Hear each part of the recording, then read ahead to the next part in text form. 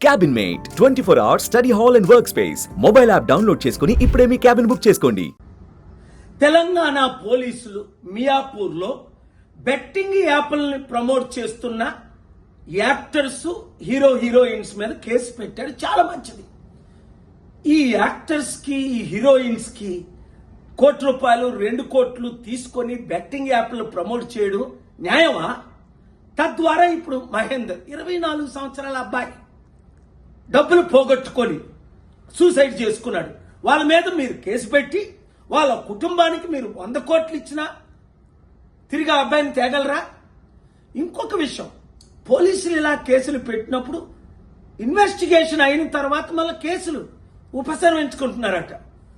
దానికి ఉదాహరణ మన అల్లు అర్జున్ జైల్లో పెట్టారు, 100 కోట్లు అందేయట, మళ్ళీ కేసు లేకుండా నీళ్ళు గాల్చేశారట. అలా కాకుండా నేను ఇచ్చే 2 సలహాలు. ఒకటి, మీరు హీరోయిన్స్ కనీసం మాదిరిగానే ఉండాలి కదా. మీరు 100 కోట్లు సంపాదించుకుంటున్నారు, మీరు సొంతంగా చారిటీలు చేయండి, లేదంటే నోరు మూసుకొని ఊరుకోండి. ఇంత కక్కులు ఎందుకు మరలా మీరు వాళ్ళ దగ్గర డబ్బులు తీసుకొని యాప్లు ప్రమోట్ చేయడం?